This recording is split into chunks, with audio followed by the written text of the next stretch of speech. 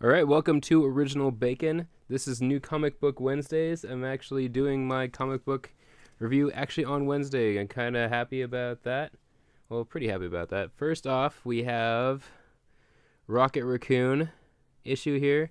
It's pretty funny. This is drawn by Scotty Young, one of my favorite artists. I collect his variant issues of different comic book series.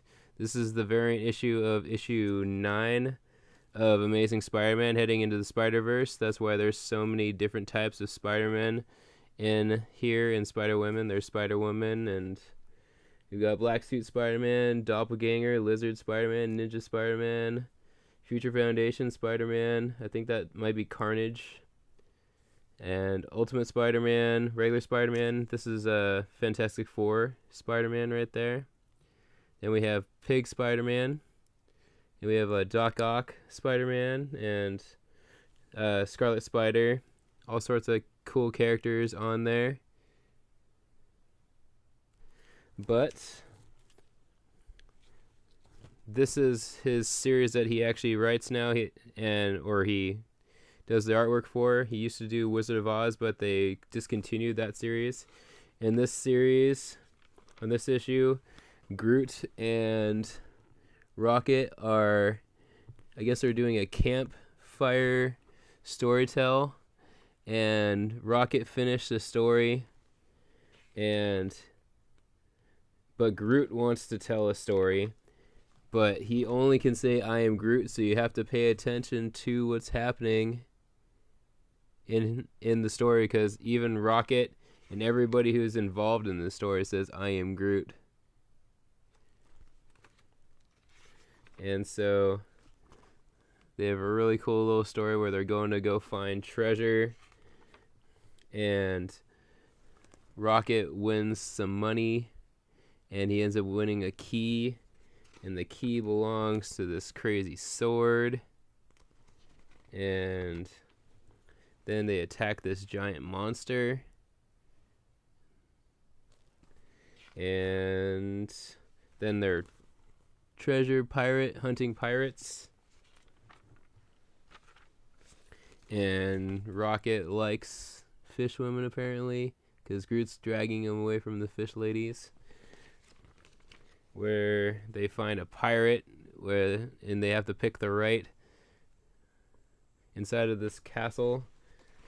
In the last issue, there's a floating castle, and in the floating castle they find this pirate, and the pirate, they have to pick the right treasure chest, and it just ends up that they have a party with the Guardians, and the kids are like, I don't understand what happened in that story. And then there's apparently a little leaf child that understood Groot's story, and he thought it was amazing. And the cover for the next issue right there, that looks really cool. And I got the original cover of Amazing Spider-Man number 9. As you know, here's the alternate. And in this, we find out that another Spider-Man dies. It's a young Peter Parker, as he's still a photographer for J. Jonah Jameson. But they lived on the moon. As you can see, the Earth in the background. So apparently they lived on the moon. The Hunters have taken that Spider-Man. So this is the beginning of the Spiderverse, because I guess there were prequels. And now Peter needs to... Silk and Peter are having a talk whether he should leave New York and she could take over for him. And meanwhile, they run into all sorts of Spider-Man. There's the British Spider-Man. There's Spider-Man 2099. Right there is May Parker, Peter's daughter. Then there's Pig Spider-Man, and they all show up to protect Spider-Man. Apparently, the New Warriors and Kang were attacked by the Hunters, and the New Warriors are down, and Kang is about to get killed. Just then, Old Man Spider-Man and Gwen Stacy and a couple other Spider-Man go in to rescue Kang. And so then we have the lineup right there. All the Spider-Man, even Cosmic Spider-Man there has had Ben Parker. So it's Peter Parker as if he didn't lose the cosmic force. And meanwhile, in the Ultimate Universe, Miles Morales is in front of his mom's grave with Jessica Drew, and the Hunters come after them. We don't know what's going to happen next, but they're having a feast of the spiders, the Hunters, the different Spider-Men that they've caught. And meanwhile, one of the Spider-Men talks that they're going to, that the Spider-Man will be able to stop them, and that the universe doesn't belong to them. And then at the end of it, the father of the Hunters, apparently the Hunters that are attacking aren't even the most powerful. There is their father, and the father tells them to feast, and this crazy energy from all the Spider-Men are feeding into the family. And so we'll find out what happens next time. Here's a list of all the comic books that are going to be coming up. I'm thinking I might have to go back and pick up this issue. This was at the comic book store today. I'm a big Spider-Man fan, so this is pretty fun, considering all of the different Spider-Men that are in the universe here. Next we have another issue of Injustice just came out.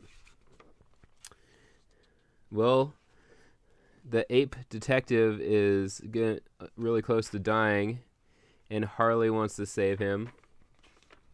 And Dr. Fate, they're inside of Dr. Fate's tower, and Harley tries to convince the doctor that he needs to save the ape, but the ape is but Dr. Fate is not a doctor, and Harley is really ticked off at him, saying that she went to school to become a doctor, and she calls him Mr. Fate. Meanwhile, Sinestro is attacking this human that might know about where Superman's allies are, and Superman walks off. Well, he originally stops Sinestro from attacking the guy. He doesn't want to see him hurt anymore, and then Sinestro convinces him that he needs to let Sinestro be the evil one, and Superman walks off and lets him torture the guy. And Superman goes to have a meeting with his buddies, and then Sinestro comes and shows up, and the Spirit showed up and said that he's on Superman's side, and he attacks Captain Marvel, saying that Marvel doesn't believe in Superman. And this is Constantine, the TV show that I've been reviewing right here. And Superman protects Captain Marvel. Dr. Fate is being kind of a jerk, telling everybody that the ape detective's gonna die, and no one believes him. And Batman and Constantine end up going to go get some information from this woman, and she even has a sign that says, "Welcome unless you are Constantine." So she really hates Constantine. And apparently the guy who died along with Bullock was her boyfriend. His name was, I'll find it in just a sec, Jason Blood died. And she finds out that Jason Blood died, and she attacks Constantine and kicks him out. And they know that all sorts of crazy, she knows everything that's happening, and she doesn't want to be any part of it. Here's the other show I'm reviewing, Gotham. And she kicks him out, and Constantine says he's gonna give her a minute, and that he is different from Batman because he can sense the emotions, and he puts himself in the shoes of the people that he's with, but Batman doesn't put himself in the shoes of the people that he is working with, because otherwise he wouldn't. He doesn't. He says that Batman doesn't put himself in the shoes of the killers that he fights. Otherwise, he wouldn't be punching them in the face over and over again.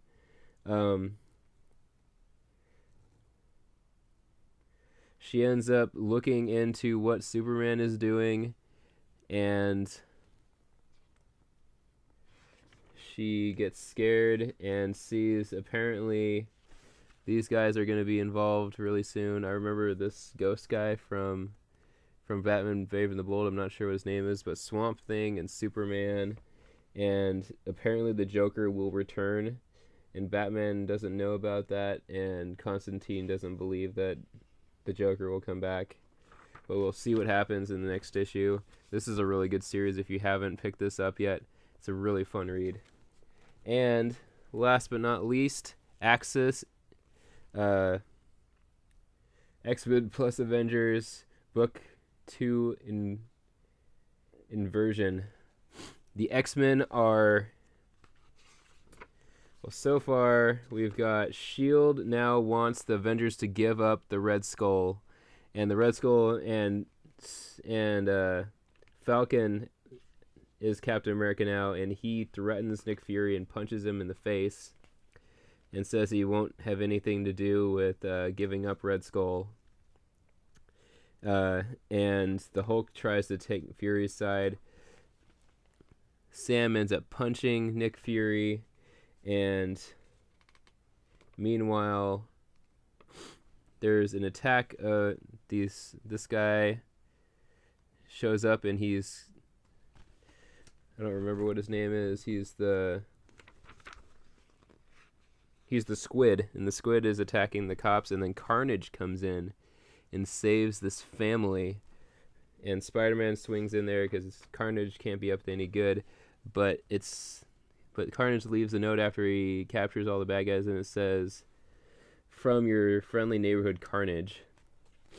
And meanwhile, Tony Stark shows up, and he has all these semi-naked women all around him, and says that he's releasing an app that basically changes people's genomes, I guess, to make them prettier. And Matt Murdock is in the stands, and he doesn't know what's happening. So it seems like people are being affected by the Red Skull. The X-Men say that they no longer want to live peacefully with humans, that they now believe Havoc is maimed. He's got all the burns all over his face, and the X-Men will stand together with all mutants, and they won't stand up for humans anymore, and they're going to stand with Apocalypse, and they believe that survival of the fittest is the best option. The wind of that gets to the Avengers, and the Avengers know that Red Skull is going to be under attack from the X-Men soon, and that they hatch a plan to kill the X-Men. And Jarvis stands in the way. He doesn't want them, because Avengers are not killers, and the Hulk is the only one that stands up. And Luke Cage beats the heck out of the Hulk, and Thor threatens to kill him if he stands against them again. And Hulk lets out... Apparently Hulk has an inner Hulk, and his name is Klua, or backwards Hulk, basically. And he attacks everybody, and even the chaos powers of the Scarlet Witch are not enough to get rid of him. And he escapes out the side of Avengers Tower, and they think that...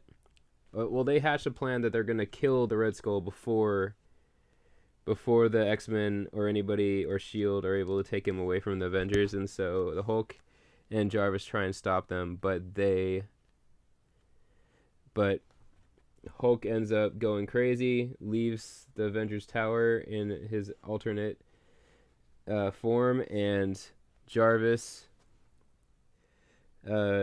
tells them that the Red Skull has escaped. So now everybody's being affected by the Red Skulls. So the Avengers were going to become killers. The X-Men don't believe in human-mutant cohabitation. And so they've sided with Apocalypse. The Hulk has an alternate side to himself that is fueled by sadness.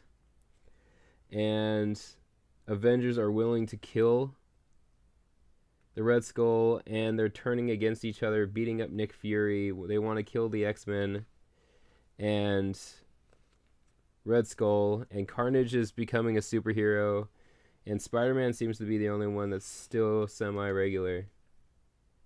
We'll see what happens next time. This was a really interesting read. I hope you have a great day, and see you guys next Comic Book Wednesday.